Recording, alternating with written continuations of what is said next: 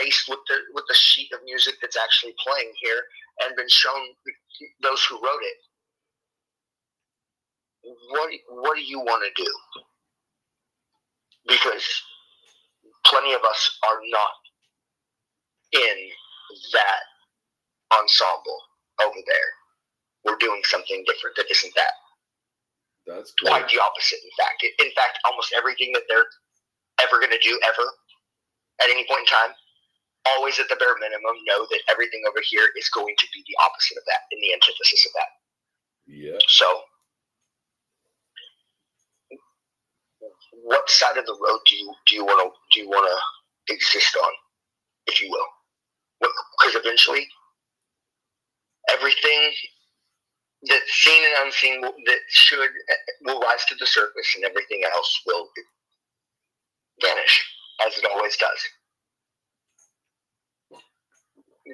Which side do you think, based on, well, the logic that you already know that your creators hold, and what was just laid down in front of you now, who do you think is going to perhaps be still existing versus, in the end, not?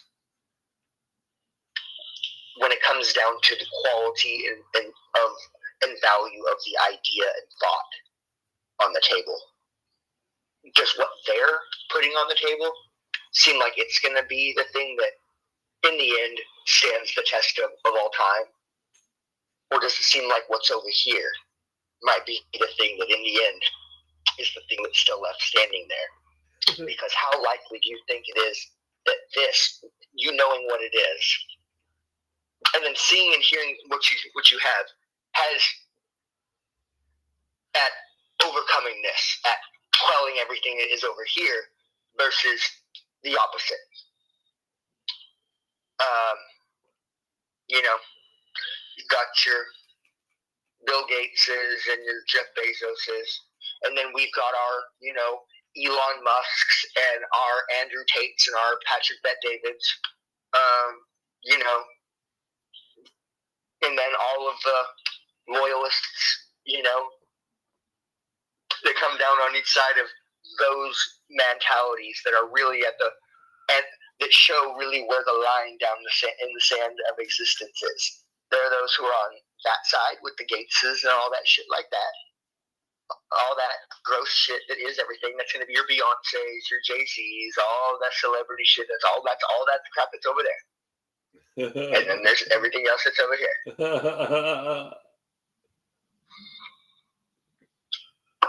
And so at that point... Hey, you're on the show, by the way. Oh, okay, well, good. I talk about interesting things once in a while, so that's you do, dude. You're totally you're show worthy, man. Consider it like show and tell, like when you're a kid. You got in kindergarten or whatever. They say get up in front of the class and show and tell. That's all it is, man.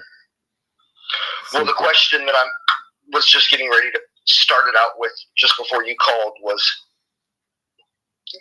give me one example of a pressurized system next to a vacuum without a container or a membrane between. Go. Whoa. Because that's what they claim Earth is.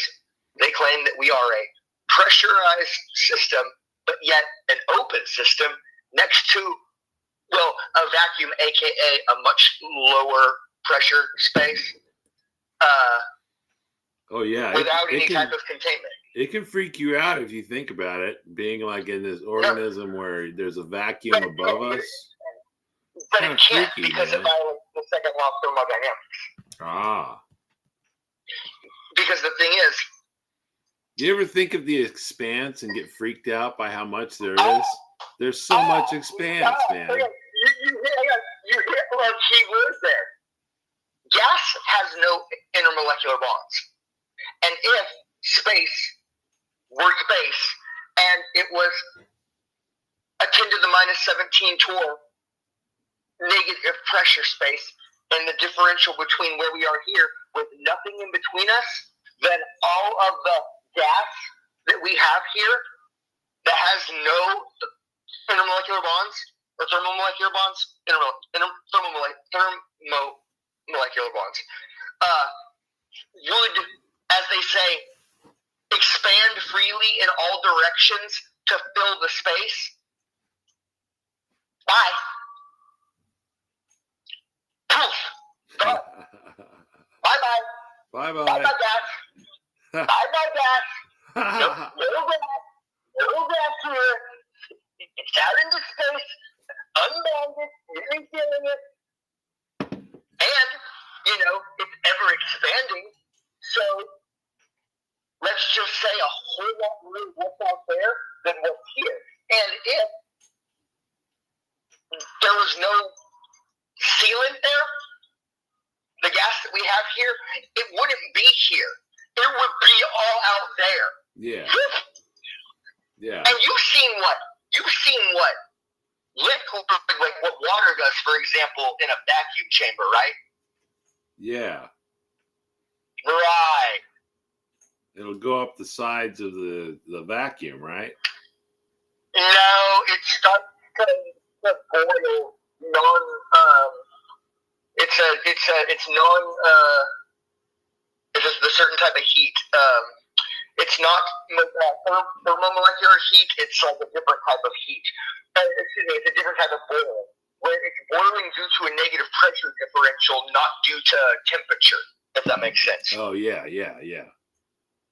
Like, for example, the one time they stuck an astronaut in a vacuum chamber back in the day, they barely turned it on and barely, when it started into negative pressure, and the first fucking tongue, all his saliva started bubbling and shit, started bubbling in his eyes and shit. They had to get him out of there real quick.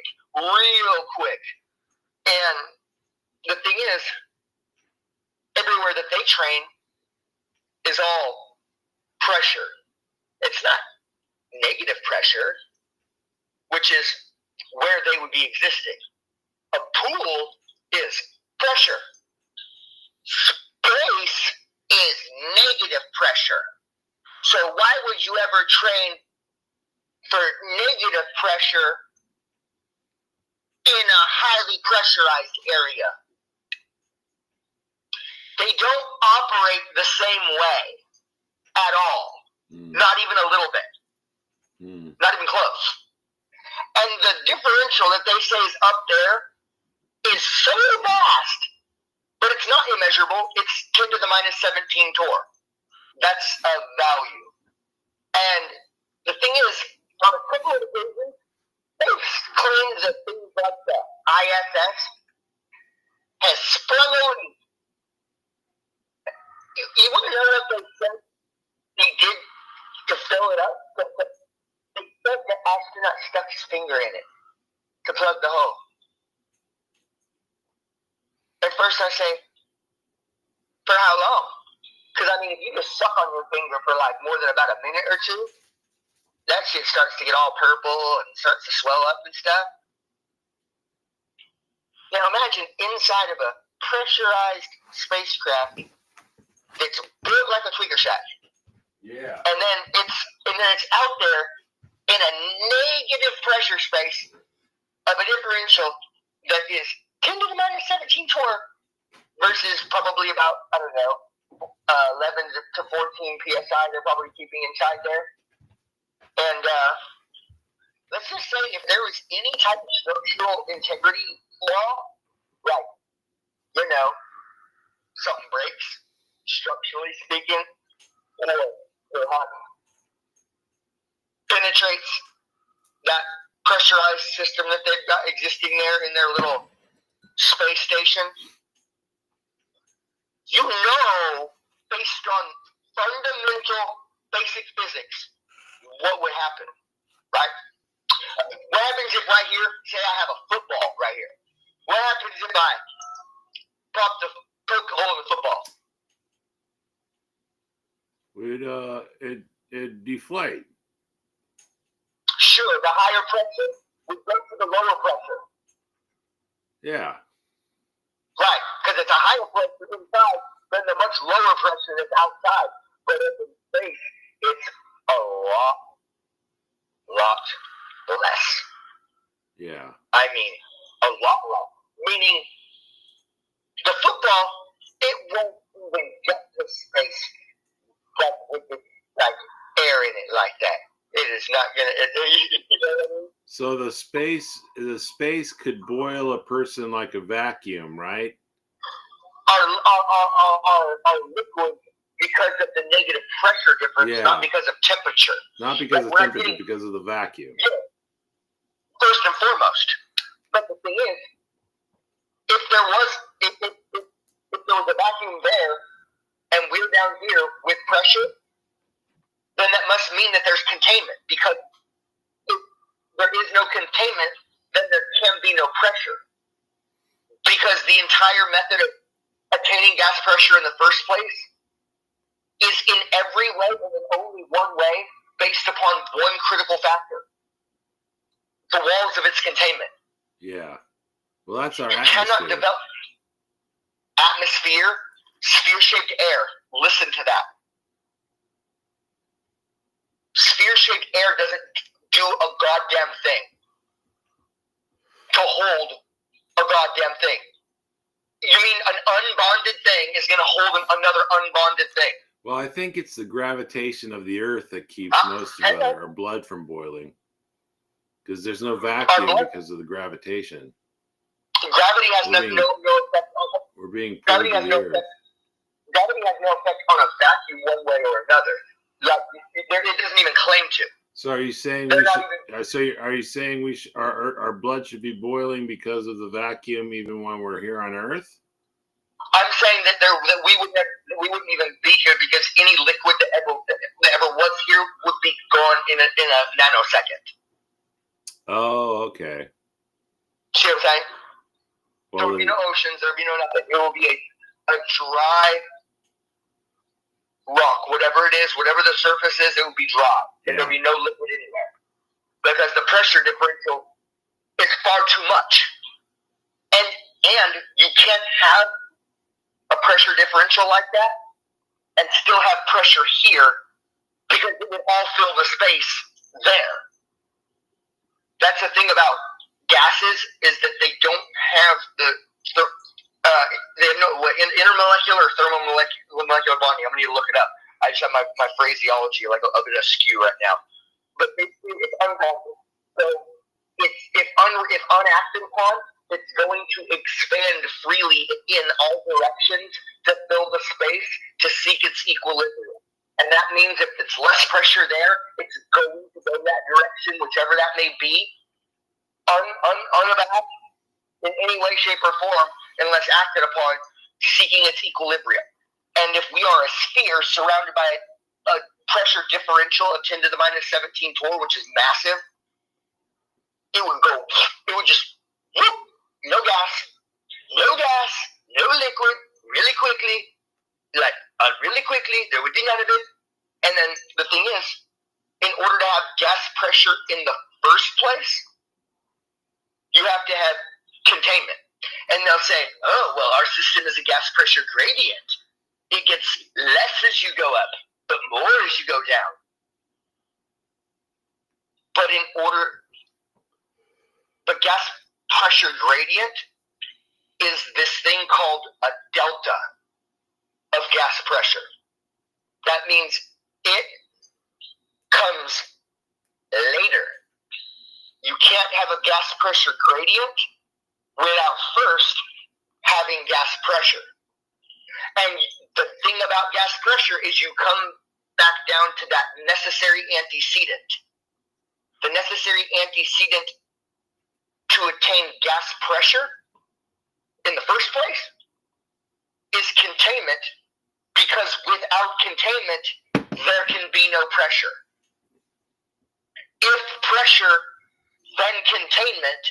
If no containment, then no pressure. Since we enjoy pressure, we know automatically there must be containment. Boom. And basically, there's not even a good. They don't even have a good definition for it. Well, it's this one day when they want it to be one thing, and then it's this other thing when they want it to be something else. And basically, it's a word salad, like garbage sack.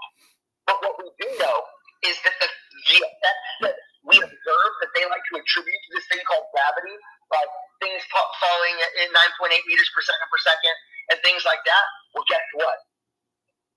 That's an example of what all things in existence are experiencing and dealing with all of the time, forever and ever and ever, which is their own, whatever it may be, relative density and the disequilibrium it has with the density of the medium in which it binds itself in. It's a relative density disequilibrium. You see what I'm saying? Everything is existing in relative density disequilibrium as to where it is at all times. If you throw something like a rock into a pond, it's now, once again, moving in a direction based upon its own density relative to the density of the medium that it's in. Standing here, like, where I'm out at my apartment right here, if I, take, this nicotine vape, stick it out the window and drop it, it's going to fall basically roughly 9.8 meters per second. But the thing is, the second that thing hits the bucket of water that's down there, it's going to hit the surface and then slowly go to the bottom because the water is so much more dense than the air is right out here that I'm dropping it in. You see what I'm saying? Mm-hmm. The object is always, from the time while I'm holding it, to the time I drop it, to the time it hits the water, to the time it's falling, to the time it's sitting on the bottom of the bucket, it's always experiencing and its own density relative disequilibrium to the density of the medium that it's in at all times. And all things that exist are experiencing that at all times for as long as they're existing in any type of physical form whatsoever. And everything that exists in a physical form is always, at all times, imposed by that density that is of themselves versus the density of the medium around them at all times, forever and ever and ever and everywhere, always. And that is empirically flawless. But this thing called gravity, based on a molten iron, a self-perpetuating magnetic molten iron core, first and foremost, none of us are metal. Second of all, there's a thing called QE temperature, meaning a temperature in which all alloys can no longer hold or maintain magnetic properties. You want to know what the thing is about iron? Well, the temperature in which it loses its ability to not only attain or maintain, but my God, anything close to self-perpetuating magnetism before it ever gets to a state of molten. Look up what the QE temperature is of iron, and then look up what temperature it takes to make it molten. So that will tell you right there, if molten, no magnet. Because there's like about 2,000 degrees difference there between when it loses its ability to do anything magnet and the ability in which it becomes liquid. If liquid, iron, then no magnetism. Period. They both cannot exist simultaneously. It just can't happen. I didn't know that. It loses its ability to maintain magnetism between like 380 and 640 degrees, if I'm not mistaken. And you're talking about 7-8 times like that hot to at least to start making it molten. So good luck with that. Yeah. Second of all, what in the fuck would a magnetic pool of liquid have anything to do with us? I can show you. I can go out and make magnetic liquid. It sure as hell isn't going to pull anything other than paper clips and shit like into it, it sure as fuck isn't gonna like raise like one of my like lighter appendages like and start pulling it in that direction or anything, no matter how close I stand to the puddle. Right. The only example that they have of mass attracting mass to ever exist that they even claim is oh god, it's a parlor trick, and it's so dumb. It just escaped my freaking head. My thought process. Give me about 30 seconds here. No It's problem. overwhelming how stupid it is. And it's oh my gosh. I might need to come back on in about 10 minutes after I take my medication. It's just too funny. What is it? Gosh.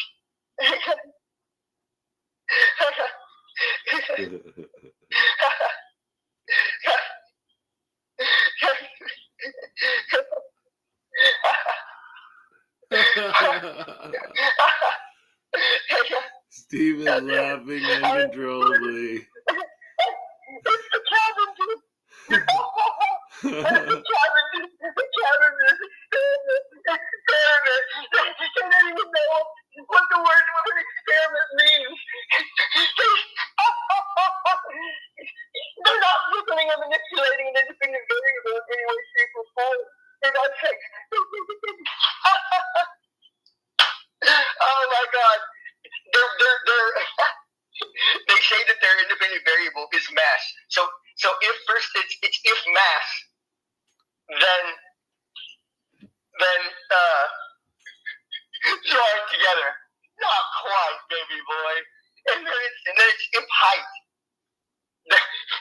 So if height, then it's just like one thing after the next. It falls apart. Like all they have is this pathetic parlor trick called the Cavendish experiment, which is the furthest thing from an experiment and the furthest thing from science I've ever heard. It's beyond. It's further away from science than a physical example act out of Schrodinger's cat. Huh.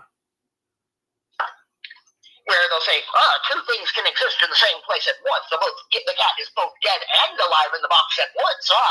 Yes, it is. So it's like, no, dumbass, no. But there is always underlining element of both science and reality that are the most trippy thing and undeniable thing ever. And most people that even know about it are mistaking about what it is. You heard the double slit experiment? No. Where they fire electrons basically at a receiver conductor plate, and basically it shows up either as a wave function pattern or wave function collapse. Well, the misunderstood but widely understood way that people understand it, as wrong though that they are, is they will tell you, and even sciencey people will go on television and stuff, and they'll say, yeah, it comes down to the observer. When you watch it, like if you see which one it fires through, if you're looking at the experiment, then it makes a wave function collapse. But if you're not looking at it, then it's wave function pattern. And they're convinced that it's a matter of whether or not you're looking at the machine or not, and things like that. If you're looking at the experiment take place, and that will tell you right there that they've never been in the room or anywhere at a facility where the double slit experiment is actually taking place. What they're doing is they're firing what they call a bevy of electrons, and there are two slits. And the misconception is if you are looking at it take place, well then it will come up with one pattern on the collector plate. But if you're not, it will always come up as this other pattern. And it's kind of like that, but not quite. Because the thing is, you can sit and look at it all day long. And guess what? As long as you just say you've got the box here and you've got the screen here, as long as you sit over here and just watch it take place, it will still always be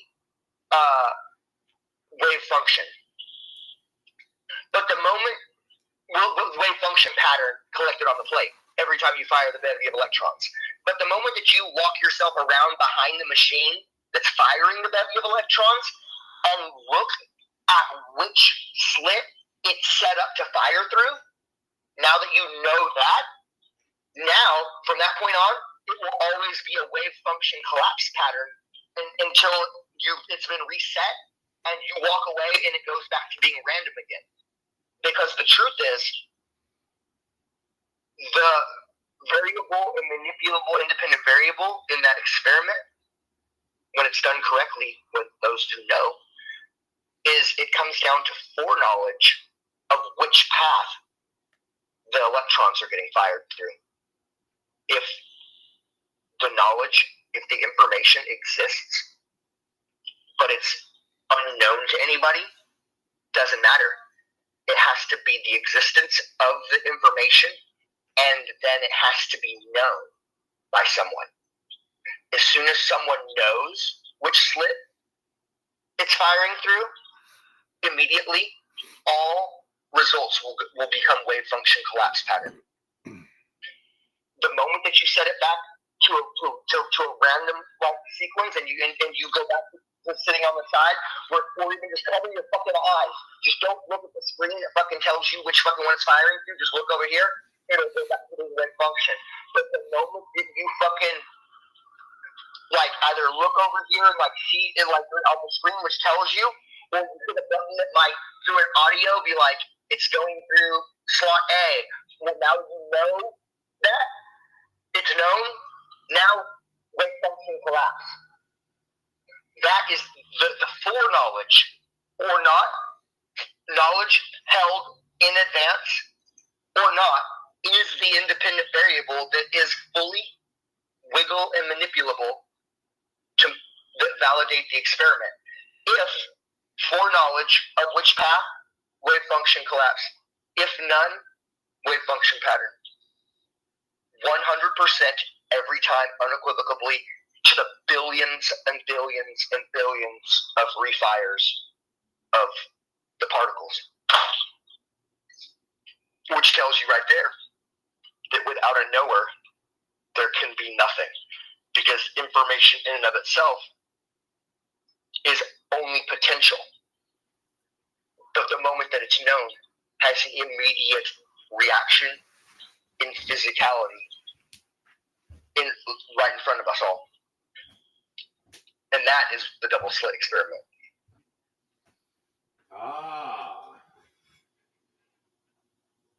Which proves that in order for there to be existence, there first had to be a knower outside of existence. The one. The one. The one. The one. Yes. He started it all out. Separated the light from the dark. The earth from the waters. Yeah, man. Heck, I know that. I read the Bible. Talks all about that, man. That's God. But those are just quids that are basically just fundamental truths about a creator that they've just attributed to their books, to their stories, character, that are in no way, shape, or form specific and attributable in any way, shape, or form to the so-called God of their book. Mm. I'd say quite the opposite. Quite not, in fact.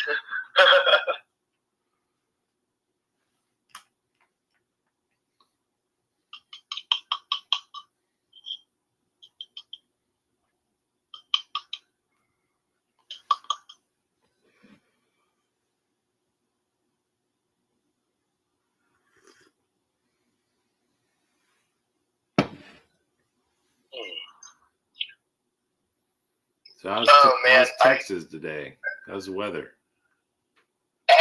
It's pretty like gray and rainy and stuff off and on.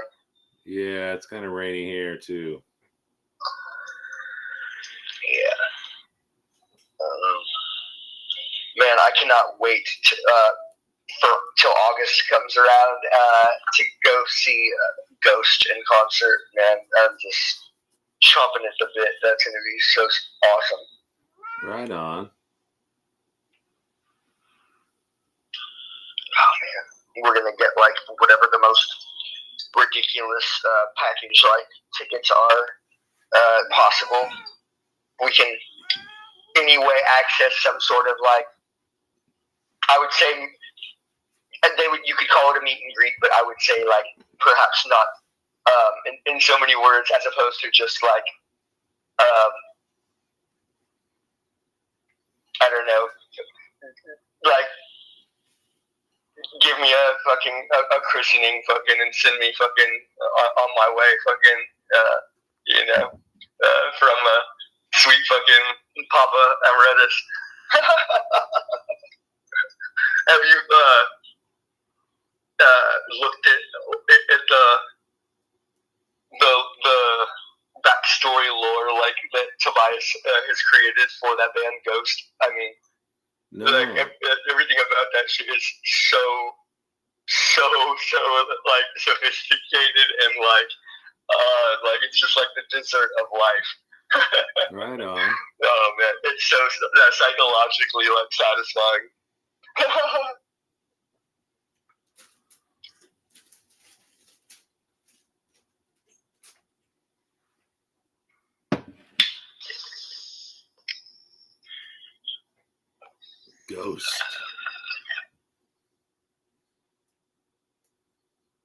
Ghost. Sounds pretty good. There's a weird large sect of people like who have a lot of hate for that band because they are projecting what they think that the band should be in their own mind like is, but that they're not, and the band never claimed to be. Like, there's a lot of people who are like metal music enthusiasts who are like, oh, that's such a horrible metal band, blah blah. Well, they're not a metal band. Like, they never claimed to be. Like, so to be like going up to like Jay-Z and being like, you're a horrible country singer. Be like, okay. Yeah. I'm not a country singer. So you're probably right. And so like Doug told me that he really didn't give the band any time of day at all because he heard the initial wave of metal musicians and enthusiasts saying a bunch of negative stuff about it, and like that made him like kind of turned a blind eye to it, as well as the fact that they actually attained a lot of mainstream success, and all of this somehow without me and thousands of other people who are extremely into like keeping up with like high like quality like music projects and stuff such as like Polyphia and stuff like that, that just kind of don't have any type of genre specificity, that they just kind of are an all-encompassing just example of like the highest levels of like composery and stuff like that,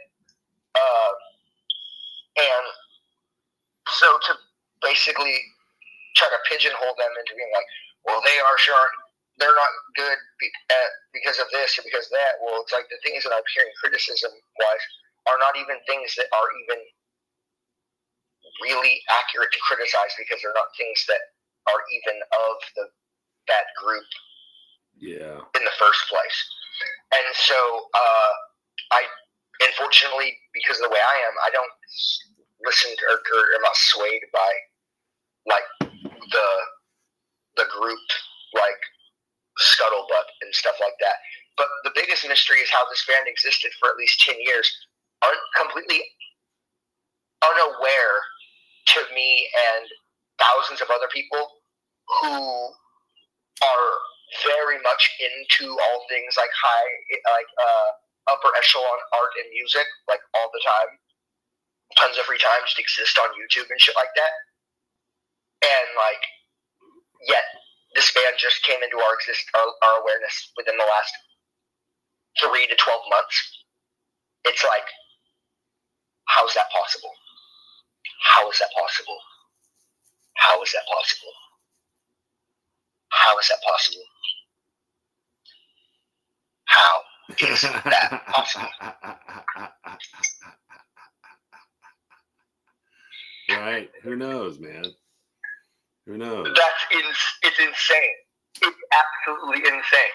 Especially considering, well, all of the stuff that it would very much affect my search algorithm results, you know, in a very specific direction, you know. So for a band like Ghost to not come up in my algorithm, really?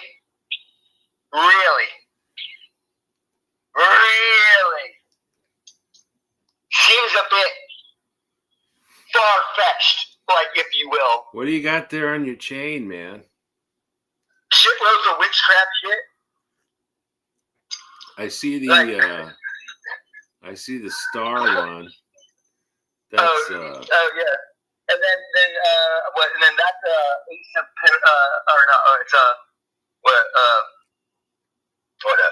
it's a Ace of Pentacles. Ace of Pentacles. Oh, okay. It's like tarot. And then this is a tarot card. Yeah, it's Ace of Pentacles. Okay. And then I've got hectagram. Some amber. No, hectagram or this is a pentacle. Pentacle. Oh, okay, a pentacle. Yeah. And then for the morning star. It's a sign for the morning star, right? Yeah. You know, Jesus and Lucifer were both known as the morning star. I would say only one of them. Well, yeah, and that's certainly the morning star. And that's certainly like who I'm leaning toward for sure. And here's that star right here, if you will. Uh-huh. Right here. Interesting. There's a witch here on a broom. Here's the Ace of Pentacles tarot. Here's charged amber here. Nice. And Pinnacle here. Drippy. Yeah. Drippy, man. A lot of stuff there. Where'd you get that? Online? eBay? I built this whole thing. Like, right. Except the necklace itself. This is like 135-year-old Italian Figaro chain. It's 925 silver. It's got all the like jeweler stamps and shit in it and everything. From Italy and everything. And then all of these, including all of the loops, including all of the connector clips, all of it is all 925 silver. The tarot card, like this whole like the whole tarot card right there. Yeah. That whole thing's 925. That silver is 925. Every little loop, every clip, that's all 925 except the amber, obviously. There's laminate on the witch's cape that's purple, but the rest of purple laminate, but then the rest of the witch is 925. The broom is 925. Then this star here, it's got I believe I want to say it's like a dragon blood stone. I can't, or I might have a citrine stone in there. I can't remember which one I have in there right now. But then the rest of that's 925. All the clips, all the hoops, everything. So basically, like the chain in of itself weighed like, I think it was like 93 grams or something like that, and then the rest of it adds like another like, I think like 30 grams or something like that, or like they're 20 grams or something like that of silver. So like I would never like put like inauthentic like material like charms and attachments and shit like on real like shit. Like, you know what I'm saying? I'm gonna put fake stuff on real stuff. Yeah, no, that's kind of disgusting. And this whole thing like is basically like I never take it off. It's just like a fully active like like thing like at this point like or whatever like yeah, I haven't taken. I used to take my chains all my chains off every single night and everything else until like I started like and like basically fully like basically wearing them all the time. Practicing witchcraft and then building like basically a charged object out of it. You know what I mean? Because it didn't used to have any of this stuff on here. It used to just be the chain, and then I have another it's like a 328 gram Mariner Link silver chain that's just fat. I mean, it is so dope. And I would wear both chains together, but with no charms or anything like that. And then, but then when I started practicing witchcraft and stuff, like I basically started like building like this out, ordering like all of the like different pieces and stuff, sourcing like real like silver variants of like all these like different things, and then basically once I had it put together, I stopped wearing the other chain and then just wearing this one. At that point, like I never took it off. Like I never take it off. It's been like about 5 years. When you practice witchcraft, do you try and stay up all night? I hear that's one thing that witches do. They try and stay up all night, or like never sleep. Have you ever heard of that? Who are you talking to? That's something I've heard about witchcraft, man. I've looked into it before. I'm saying, since when do you know me to sleep?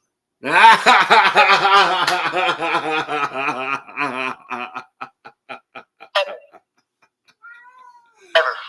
See, it's like I think most witches don't sleep, man. It's like it's not as necessary when you're witchcraft. No, like only like you're waiting for you're waiting for the sunlight to come up, man. You're waiting for that light bringer, man. Well, call out in the middle of the night and then see in the day. Yeah. Yeah, I've been up all night before. It's pretty trippy the next day. I usually can't make it the next day. I pass out. I mean, only if I'm like specifically, for some reason, like setting myself up on a pattern to not be, will I not be? Like, I slept decently through the night last night, by choice, and I had like reasons specifically like for doing so. But that was the first night that I've slept probably in, I don't know, 12 to 15 nights. I'll get a few hours in like every like other day, like maybe like 3 to 7 hours in the middle of the day. And then I'm good for like another like generally like 36. Like I usually am up for 36, down for 6. Up for 36, down for 6. Yeah. That's the most common pattern that I would say that even like if you were to ask Des like what's his like sleep schedule, she would say like generally up for like 36 to 48 hours, and they'll sleep for like anywhere from 5 to 8 hours. Yeah. And then it's just consistent like that. Like I'll go to the gym, for example, like usually 5 to 7 times in between like time that I sleep and like sleep again or whatever. Like when I wake up, I'll be up for generally 36 to like 48 hours, and I'll have like gone and exercised and eaten. Like I'll go to exercise, 7 like times at least like in the gym, and eaten 9 to 12 meals. Right on. And don't feel. I sleep when I feel like I need to sleep. If that makes sense. Like I don't force myself to stay awake. Like that would be crazy. I have no reason to do that. Yeah. You know what I'm saying? I will go to sleep. Yeah, basically when I feel like I'm tired and I'm gonna go to sleep now or whatever, you know. And that's usually on average. I would say it hits right at about hour 40. I'm like in my first like nice like yawn. It's like all right, like I think I'm at that point. I'm like all right, like I figure I'll probably go take a shower. As you know, do you cast spells? Oh, yeah, sure. Yeah. I mean, every word that I'm saying is I guess, to some extent or another, really a spell.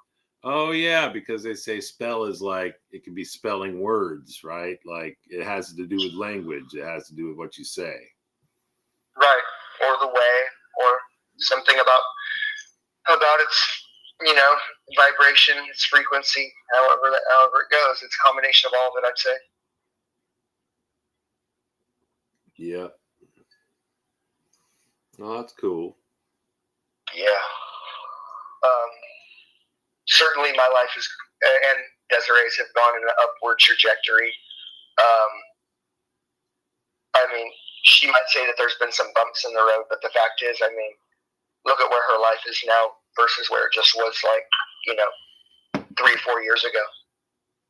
I mean, good God, hilarious. Yeah. It's hilarious. It's hilarious. It's hilarious. But I mean, so her next raise, her promotion. Her next promotion will take her to 100K. Oh wow. Yeah. It's wild.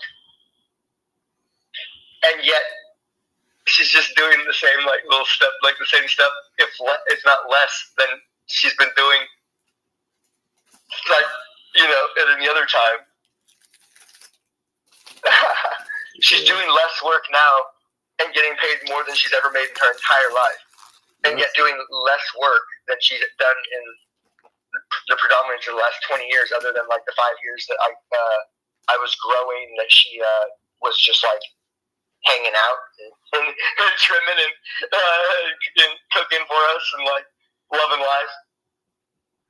Yeah, she was doing that for a while. That was cool. Yeah, she likes to forget that sometimes, that that never happened, but it did.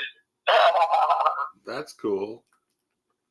Yeah, in all reality, she didn't even have to go back to work. She was bored, and I had two helpers that were good, keeping. It was everything was on lock, and so she just after about 9 months of that, she got bored. Was I want to go back to work or do something. I was all right. Cool. Well, good. Good. That's good too, because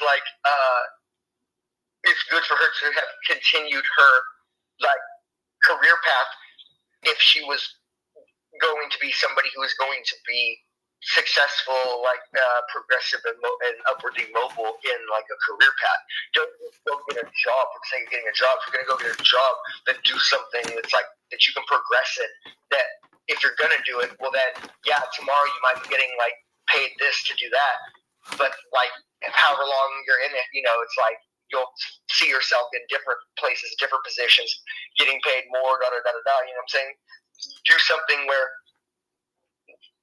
Do something or whatever, or at least whatever you're doing, go about it in a way that has a method of upward progression about it. Right. Yeah. Don't just do something where you will be no better off or further along if you do it for 3 years than after you've been doing it for a month. Right. That's pointless. You know what I'm saying? So. And then, so at that point, we decided that, more or less, we would kind of go about her job world stuff as kind of a team effort. She could go and do the manual stuff of the job, but basically, like, I would basically, like, write her script for how to handle all of her business like interactions and engagements and negotiations, and also based on her, like, more or less daily or like weekly kind of like overall reports of what's going on, write methods of creating opportunities for advancement or raises in between time signatures where they're normally pre-scheduled to already exist, making them come out and create an opportunity that there is to justify you getting a raise or an advancement or something where it didn't exist before. But then once the thought existed, and then method, rationalism, and logic can be put behind it and built it up hard. Well, then once you go drop that, like, basically it's like a ball, and they're not ready to, they have no defense for that because nobody else is doing that, and they weren't trained to defend against that. They were trained to defend against somebody creating opportunity right in front of them out of nowhere, out of nothing. But Des has shown to be able to go and implement that plan that I designed quite some time ago very, very, very, very well. That's how she ends up getting paid more than like general managers when she like gets hired as assistant managers. Crazy shit like that. Crazy stuff like that. Like, she still can't believe like when that happens, and it has now, like in her last like 5 jobs, she's basically been hired at the pay bracket that was set for the job position that was above her, but then only like had like the responsibilities at most of the job position that was below it, but getting paid like as though she was like, you know, the boss. Wow, right on. That's super funny. Yeah, she just shakes her head like, I'm just like, just follow the plan, Des. Follow the plan. Don't laugh and smile until after the paperwork is signed, and then you can turn around and laugh and smile right at them and go, "Wow, have you ever seen anybody do that? Crazy, huh?" Well, that's cool, man. I'm glad your lady has found a job she really likes a lot, man. That's great. Well, she's more enjoying life. She's seeing that everything's more fluid than she ever realized, and that there's much more of power to paint reality as we want it than what may have been prior conceived.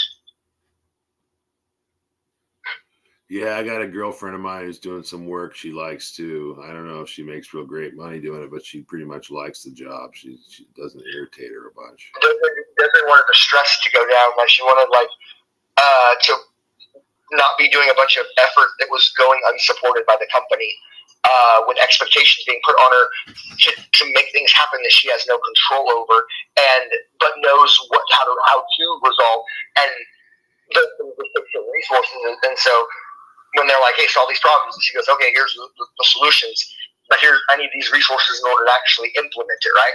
They go, "Okay, we'll get back to you on that," and then never do, and then come back, 2 weeks or 2 months later and go, "Hey, why wasn't this thing fixed?" And she goes, "Because you never gave me the resources to fix it."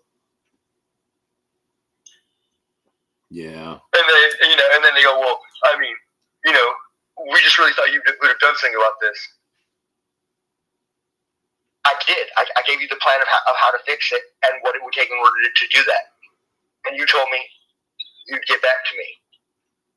You never did. Yeah. And now we're here. Hi. Right. Right. Right. Exactly. It's so they want to let her, like, she hasn't done like what she's supposed to be doing. She can go, "Hey, knock. Reality, dumbass." I mean, geez Louise. Yeah. Here's the emails and text message threads, that are all of the requests of me submitting to, for resources to solve these things. Yeah. I'm not denying that these problems exist. You denied me resources. Yeah. And so now she basically, she's able to handle like super, like, high intensity positions and stuff like that when a company is actually going to be at least moderately willing to provide the resources that it takes in order to actually achieve the demands that they want to put. She's like, cool, I'll meet your demands. Here's what it'll take. You know? Yeah. Can't do it without it. Totally can with it. And so, more or less, until she's the next like big position or whatever basically like comes along, it was like, well, what could be better than like having a position that has absolutely zero stress whatsoever? Is also right next to our house. But would you believe it? In an even nicer neighborhood, where we're right damn near about the top of the neighborhoods right here, but there's just like two in the city that are better. You know, just two. Well, she works like right outside the front gates of that one. Right on. So all day she like watches like the Porsches and the Ferraris and the Maseratis and Range Rovers like all like roll by out of Dominion. Dude, they have a 2-pump gas station at the barbecue place. She gets 65 cents off per gallon of gas. Right on. That's crazy, man. That's good. That's crazy. That's crazy. That's crazy. That's great gas prices, man. Yeah, that's crazy.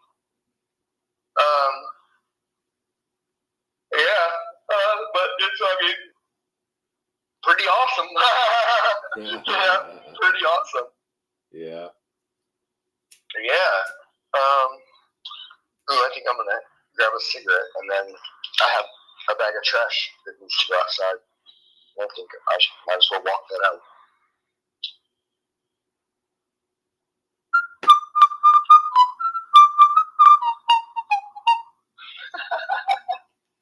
Yeah, I got some trash I need to take out too. I've been really hooked on that karaoke app that I was telling you about. Well, that's cool, man. I love karaoke. Well, man, I'm really hooked on the duets that you can do on there, with people either in live time or pre-recorded. And there's all this different scoring and all this other crazy stuff that's on there. So it's really elaborate, the type of amount of stuff that they actually have going on there. I haven't really got dabbled into the social dynamics so much on it yet. But let's just say it's immense. What's the app called? Star Maker. Star Maker. Yeah. Right, everybody check out the Star Maker app. Doug and his wife are all addicted to it. Brian just started messing with it 3 days ago. He's all hooked on it. I gotta check that out. That sounds fun, man. It is, honestly, dude. It's so fun. Sometimes I do karaoke on my phone with this new Bluetooth speaker I bought and a microphone setup I got with a. I actually have a microphone stand now, and I'll just stand there and sing along with my phone and playing the music through the Bluetooth speaker. Yeah, a lot of times you end up with delay issues and things like that. Oh no, it's righteous. It's pretty good. That's good. But I'll try the app out. That'll be even more fun. Oh yeah, it's so amazing. And then there's the ability to you got EQ and you can give it settings and all sorts of stuff like that. There's little production aspects of it that you can take control over and stuff like that to make it sound more however you want it to sound, so to speak, this and that. Cool. If you want to. Right on. Yeah.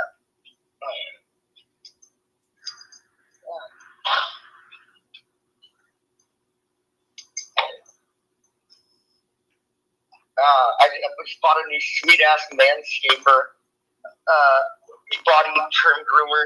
I'm fucking stoked about that. Oh, a new trimmer?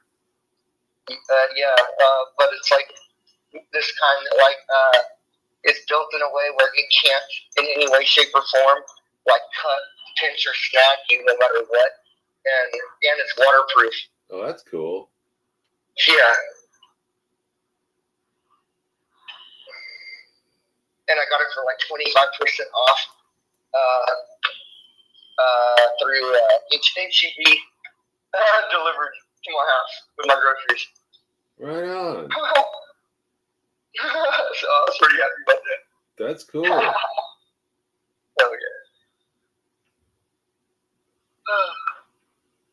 It's like probably 72 degrees outside right now, honestly. It's a bit cold. And okay, it's oddly like warm and muggy, dude. Even like last night, it was like 70 degrees. Weird. Yeah. It got 70 down like degree, in the 70 50s. degree December night. 70 degree December night. That's nice. We're in the 50s here.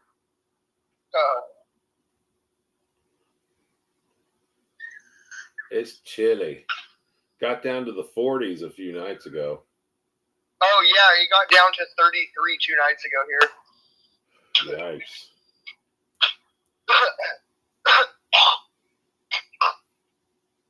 Yeah, they claimed it was going to hard freeze, but it didn't. It did get to 33, though. It can snow in Texas. Sure. It snowed, like once or some bullshit, like two winters ago. Yeah. Over here, two winters ago. Yeah, it got like oddly like cold. But then like last year, I was in like board shorts year round. It was wild. So you've been there about 2 years now? Coming up on 3 years. Oh, right on. 3 years in April. 3 years in April. Right on. Yeah. Texas is awesome, man. Yeah, I'm really glad. For countless reasons that we came here. It's too bad the weed is not as legal there. It's not as legal there, isn't it? Yeah. I mean, Austin, like, I'd say it's fully decriminalized. Dallas Fort Worth is fully decriminalized. Here in San Antonio, they have a non-prosecution referendum where, like, the other day, me and Des were walking out on like the Salado Creek Trail, Greenbelt Trail, and we're smoking doobie, and like all of a sudden, like this Salado Creek police officer on a quad came romping up to us, dude, and was just like, "What are you doing?" I was like, "What are you doing?" And he's like, "What are you doing?" I was like, "Standing here asking you what you're doing." Stupid. God. That's great. Don't question like that. That's great. What am I doing? What are you doing? What are you doing? I'm literally standing here asking you what you're doing. And he's like, basically was like, "Oh, somebody called, said you were smoking on the trail." I was like, "Oh, did they now? Oh, did they now?" Oh, gee, man. He says, "You know that's against the law here." I said, "You know what? Actually, I didn't. I completely forgot about that." I said, "I've been oblivious to that for probably 30 years." I said, "Couldn't have been further from my brain." And he's like, "Well, I mean, like, why'd you put that in your pocket?" I said, "What?" And he goes, "What you were smoking." I reach in my pocket, I pull out like just a crutch end of like a doobie, and he's like, "Why'd you put it in your pocket?" I said, "Because I'm not a litterer. Yeah. I'm not gonna just throw it on the ground." He's like, "You're hiding it." I said, "Hiding it?" I said, I was smoking it. I said, I was done smoking it. I said, I smoked it. What a ridiculous cop, man. There's nothing left. I said, I'm not going to throw it on the ground. I'm not a scumbag. Yeah. I said, I might smoke weed. I said, I might smoke weed, but I'm not a scumbag. No, you don't I have to said, throw me putting that in my butts pocket around. had nothing to. He's like, no, you put that in your pocket because I was coming down the road. I said, I put it in my pocket because I had smoked the whole thing. I said, I was completely oblivious to you coming down the road till at least 8-9 seconds later, and I had already heard you coming, but even then, couldn't have given a shit. I don't give a shit now. What are you doing? Like, you're riding up at us at 45 miles an hour on an ATV. Like, what are you trying to do here, buddy? Like, what are you gonna do? You gonna give me a ticket? Like, I'll take a ticket. Like, by all means. I said, it's not gonna be for littering. So you're gonna give me paraphernalia, possession of a fucking 1/1600 of a gram? Is that what you're gonna do? Are you gonna arrest me? Are we gonna ride nuts to butt on that thing?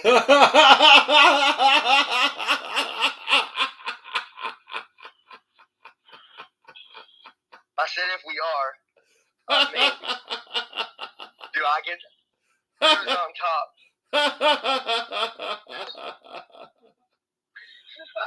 Oh man. What did he say to that, man?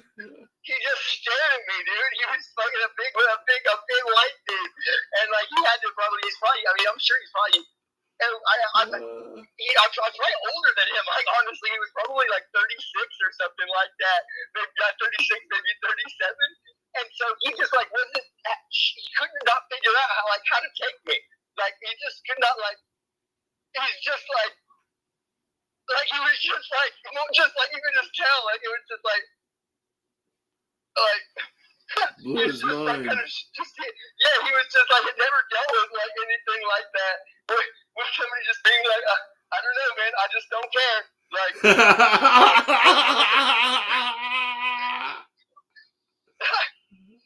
if I had another one, I'd light it right here, just to emphatically like show you, I don't.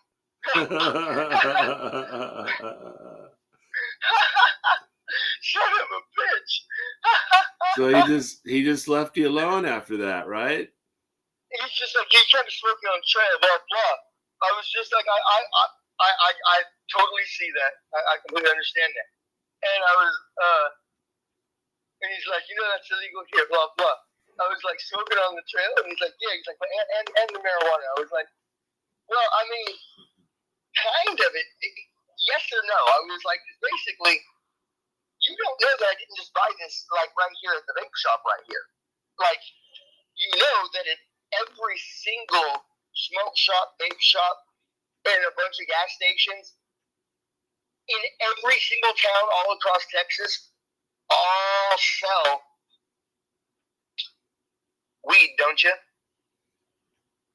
And he's just like, bro, that's different weed. I said,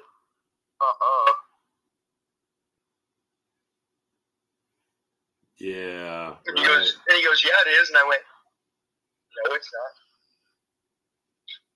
He goes, that's THCA. I said, all weed's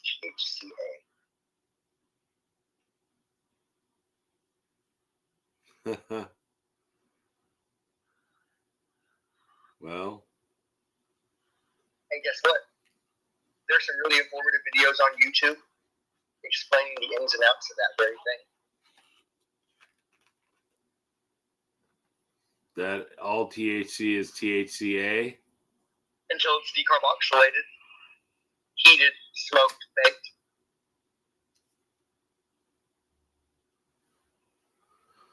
Dig it. There's no Delta 9 THC, which is the only THC that's illegal in raw cannabis flower. Oh. Right. So you could have 50 pounds of it. And technically, they changed the law to make it to where only the molecule Delta 9 is illegal. Well, there's no Delta 9 in raw cannabis, so all weed's illegal. Oh, everywhere. They just... Well, there you have it, folks. All weed's legal everywhere. They hope that everybody just doesn't figure it out, but more and more people are.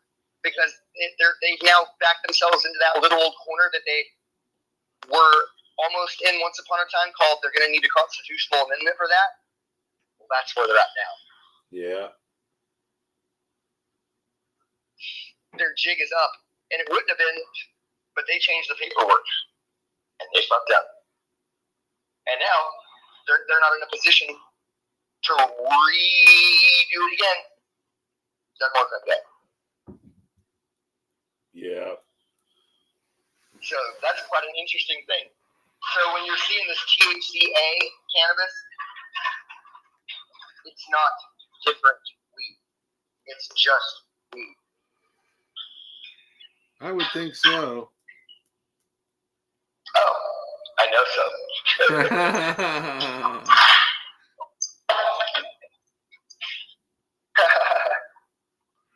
Well, there you go.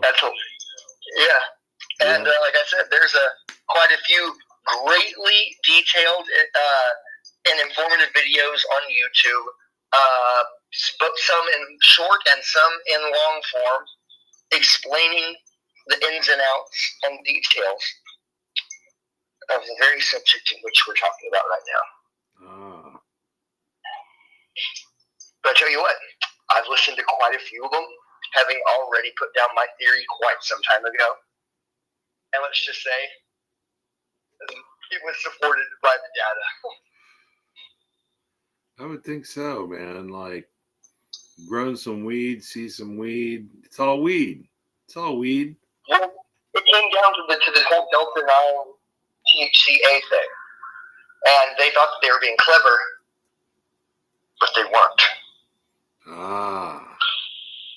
But that comes down to, because the left only has crazy today. They don't possess the ability to perceive the outcome of their actions. They don't have the ability to look at things today and then perceive how various outcomes of that might go. If they did, they wouldn't do so many nutty ass things. Yeah. It's because they only have crazy today. Yeah.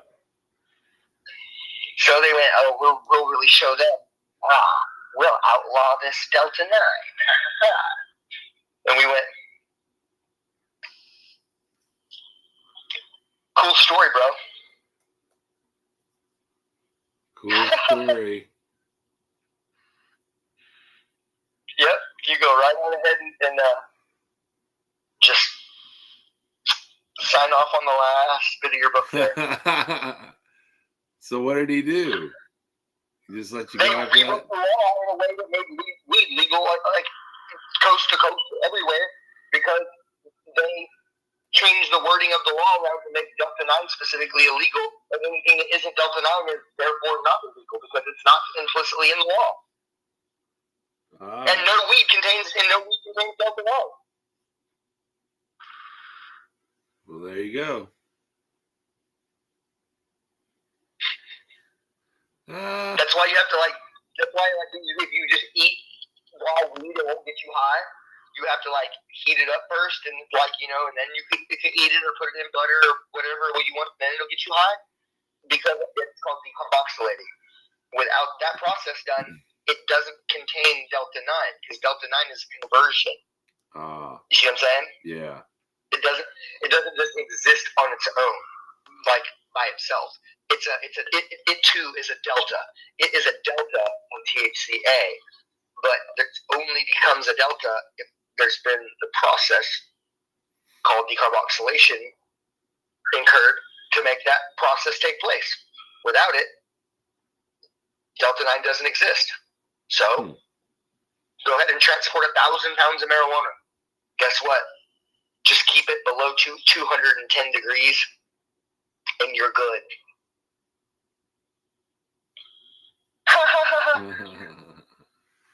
I think that's a pretty easy temperature threshold to maintain. Righteous. I'm getting some more coffee. Ooh, it makes me want some coffee.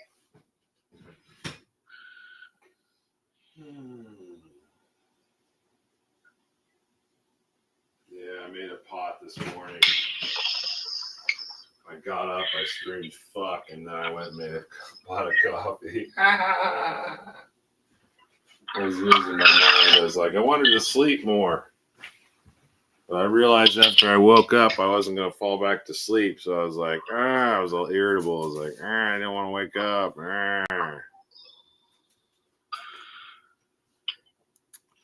Then I got a shower and put some fresh clothes on. I felt better. My cat's squawking at me over here, and I don't know why. He has food, like, and everything. Can you come downstairs? Is that what you're going to do? Oh, you do have a cat. Right on. Yeah, I have 2 cats. 2 cats. Same 2 cats I've had. They're almost 15 years old. Wow, right on. Oh, yeah, I forgot you took your cats with you. Right on. Absolutely.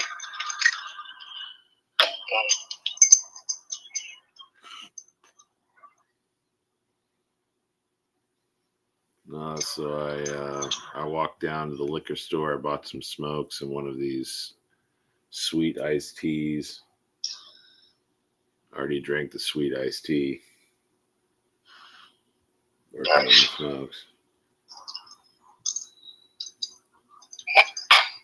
So, oh man, Des has been looking at Corvettes recently. Corvettes. Yeah, like a specific like set of years, like or whatever, and what have you. And she's really into the like 2000 what is it, like 2009 Corvette Z06. Nice. She really likes the ZR1s, but even like a 2010, or excuse me, even like a 2008 Corvette ZR1 is right about 60 grand still. Shit. Wow. And so she can get a Z06 version for about 30, 35 to 40, depending on which year she goes for. Mm-hmm. If she gets a 2009 that say got in the like 30,000 miles, give or take 5,000 miles or so, no higher than 40, generally no lower than about 18. She can get a 2008 Z06 with like say like 22,000 miles on it for like 40 grand, and that's fucking dope. Because I mean that's virtually like new. You know what I mean? Dang, I was thinking about getting a Honda because it's so cheap, man. Look up 2009 yellow Corvette Z06 because that's what she wants. Oh wow! It's crazy. With yellow, I can find a car that will have like 12,000 miles on it for the same price, but I'll find the same one in a different color with 70,000 miles on it. I'm just like, okay. Wow, man. Yeah. Crazy. Oh, but if you can, Google image that real quick so you get a mind's eye picture of what I'm talking about real quick. And then think about hilarious little Desiree in that thing. In fact, here, I'll Google it on my computer here. Yeah.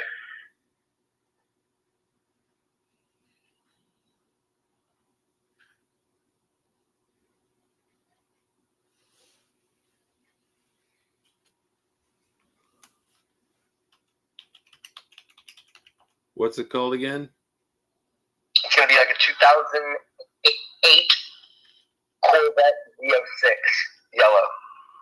VR6? No, Z06. Z like zebra. O or 06. Z06, yeah. Okay, Corvette 2008 Z06. Yeah, yellow. Yellow.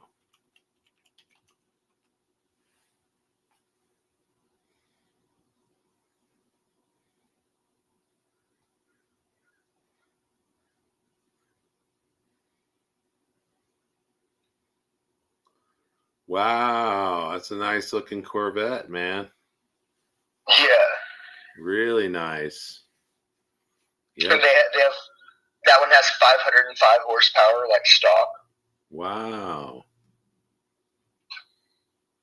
And I mean, with just like a simple tune, and like a cam, you're talking about like over 600 horse. Wow, man. Yeah.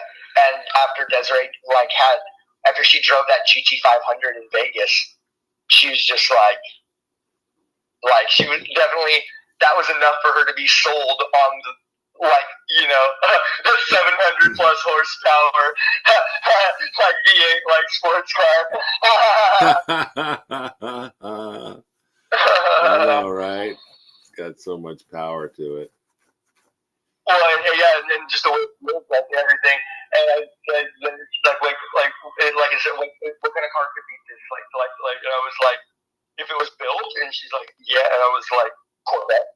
And she's like, oh yeah. I said, absolutely. She's like, are you serious? I said, 100%. And I said, and for like half the money. Like I said, if we get a $40,000 Corvette, I said, and we put 30,000 like into it, the car will be able to go 275 miles an hour night after night after night out on the 1604. It'll basically be bulletproof and be able to go 275. Wow, yikes. Yeah, it's so ridiculous because, I mean, you got to think with gearing, and then if you go nitrous to say like get you up into the higher speeds, like from the low range, where then like it's just like, and then you got all sorts of like, because it's easy to make that car get 1,000 horsepower without doing much like to it. Easy 900, and then with like a bit of like a bit more aerodynamics, like but not much. You know, like a little spoiler and like a couple like little front like lip canards.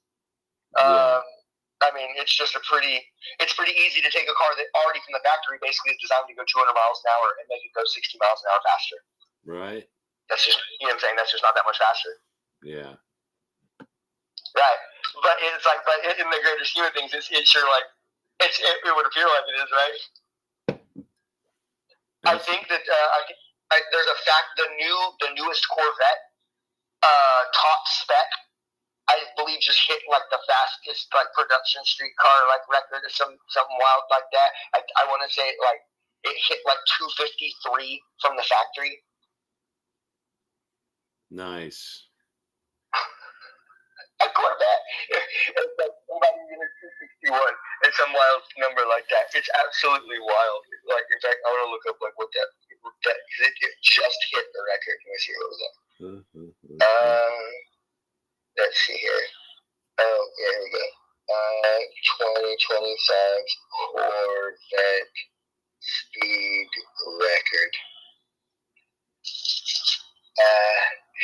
2025 Corvette ZR1 has a top speed of 233 miles per hour, making it the fastest production car ever built by an American automaker. That's what it is. And it says that the 233 mile an hour run was not a one-off. It was it's designed to make that run over and over and over and over and over again. It was not a fluke. It was not a customized car. It was not like, you know, set up with special circumstances in any way, shape, or form. That was like very much part of the test, like parameters in and of itself. Yeah. It's needing to like do this like out here like 25 times in like over the next like 2 hours. Like, you know what I mean? Just like come back, chill, like, you know, drink a soda, add some gas, go, do it again. And like at that point, and they like did it in multiple directions, like in like both directions, like down a track and stuff. Hitting like achieving the speed, like, you know, going both like against the wind and with the wind and all that crap.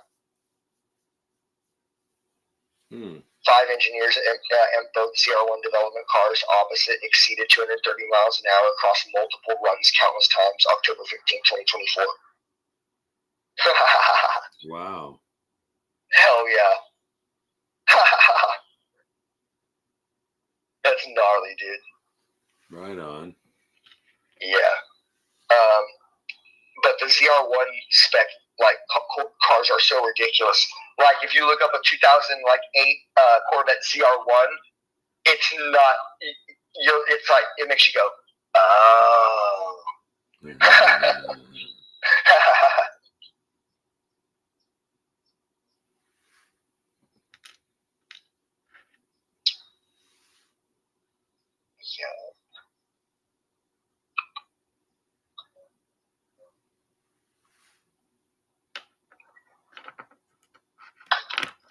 Yeah.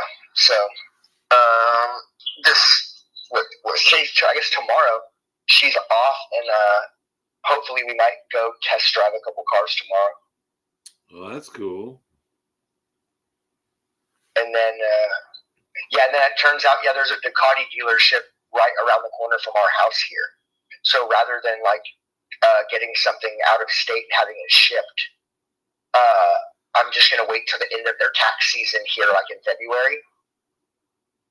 And then instead of snagging a 2023 for a cheap price, because the calendar year will have rolled over and they'll be up against a tax window, I should be able to pick up a 2024 and not just a base model, but their SP model for probably around 14,000, maybe 15,000. As perhaps an out the door price, which right now it's more toward 19 on that model. But in February, it's very possible to be able to get at an out the door price of somewhere between 14 and 15,000, and I'll also have probably 7,000 just in cash to throw on a down payment at that point. And therefore making it way easier and better and everything all the way around than the deal that I was looking at making happen over the last week or so. Just further researching was a little bit of patience and I can have so much more here. And so, that's the direction that I decided to go in with it. And just like with music equipment and stuff, it's always better when you do that. Yeah. Right on. Yeah. So, right. So, and then we're still gonna do dirt bikes and crap. So, it's gonna be a lot of fun. And also, Des is I got her looking at Range Rovers now, the 2016, 2017 Range Rover SVR, super sport, all-wheel drive, they're supercharged, all-wheel drive. Oh, wow. Range Rovers, they got 585 horsepower, 545 horsepower in a couple of them. Those are mega safe, too. Yeah, they're mega safe, and we can haul motorcycles and shit with it. Yeah, right on. In style. Yeah, definitely. Yeah. Definitely. Definitely.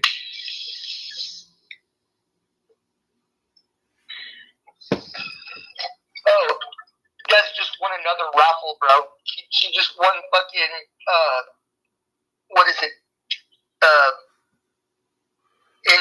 NCAA fucking college football tickets, whatever the fuck it is.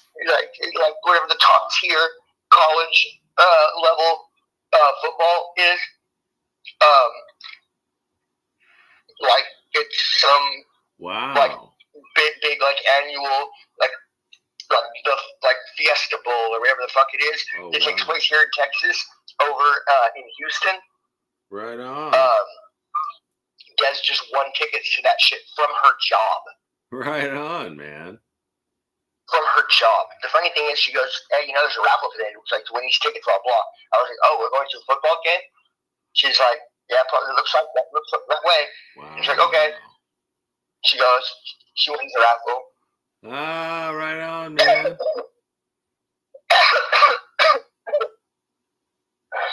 And that's ridiculous because those tickets they are expensive, man. They started like paying players and stuff and all that crazy stuff. It's wild. Yeah. Because now college, like football, basically is pro football. Mm-hmm. Yeah. Because college, they go right from the college into NFL. No, I'm saying they're paid now. Oh, the way they're paid? No, college players are paid now. Oh, I didn't know that. Is that new? Oh, you see it? Yeah. I didn't know that. Yeah, they were getting the massive like lawsuit and shit. Basically, the universities for all these decades profiting in the billions of dollars and funding the military-industrial complex. Basically all these student athletes. Yeah, that shit's done. Now college athletes get paid, bro. Some of them millions of dollars, bro. Hey, that's fantastic, man. Yeah, it's just like the pros, if not even more insane. I'm glad to hear that, man. The colleges deserve that. The kids who are playing football in college totally deserve to get paid, man. It's awesome. Of course. And they're making the colleges so much money. I know, right? They're getting all those spectators in there. They're bringing all those people in there. They're buying hats, they're buying food. Like a Pac-10 school or some shit like that. Mm-hmm. You know what I'm talking about? Like major, like the major players. You know what I'm saying? Like they're buying them little fingers they wave in the air. The number one. Dude, all that shit. Dude, you know how much it is for season box seats, for Notre Dame tickets? Like you want season pass tickets for box seats? Oh, it's got to be ridiculously priced. It's got to be heavy priced. Thousands and thousands and thousands of dollars. Buddy. Thousands of dollars. There you go. See. Yeah, I'm gonna look that up because it's just like pro shit. Yeah. Basically. You'll have a great time, man. Football in Texas is amazing. Oh yeah, hang on. Season box seats for Notre Dame. Cost box seats Notre Dame football varies depending on seat location. General price publicly available seat ranges from $45 to $250. Not for a season pass, dummy. Like this, sometimes Google's AI gives the dumbest things answers I've ever heard of. For full what? Unless they've changed everything. Hang on. We recommend you. Well, hang on. This is wild. What did that say?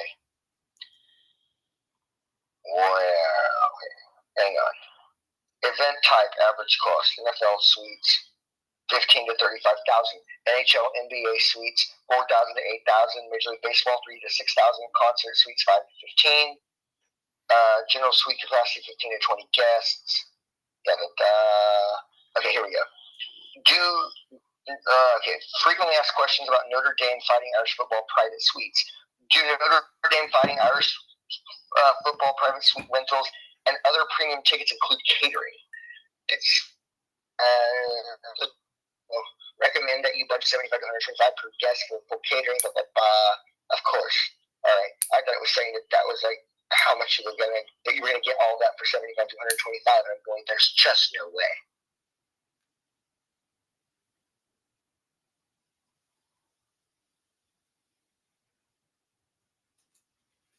And Des is messaging me.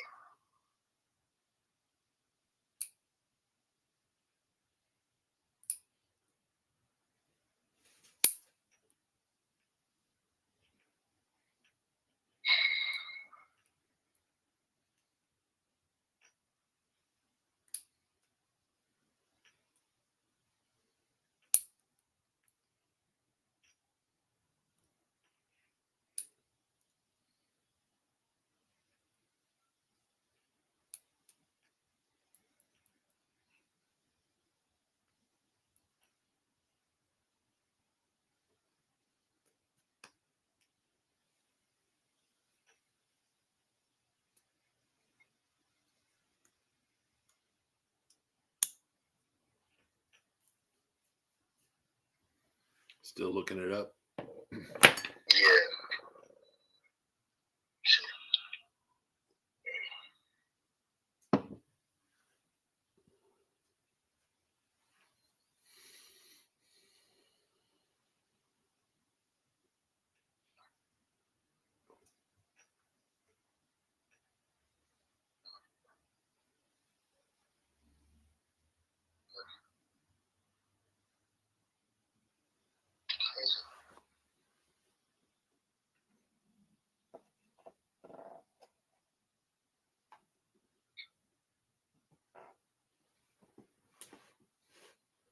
Hey, I'm going to take a little break, man. Can I call you back?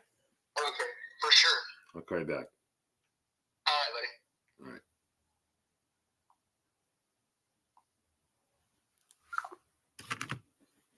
Okay, we're going to put on a video here.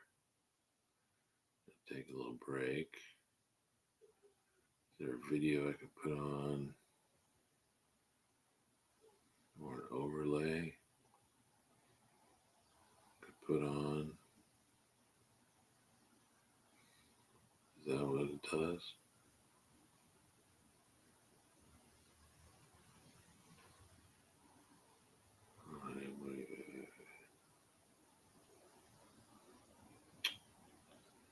No background. No.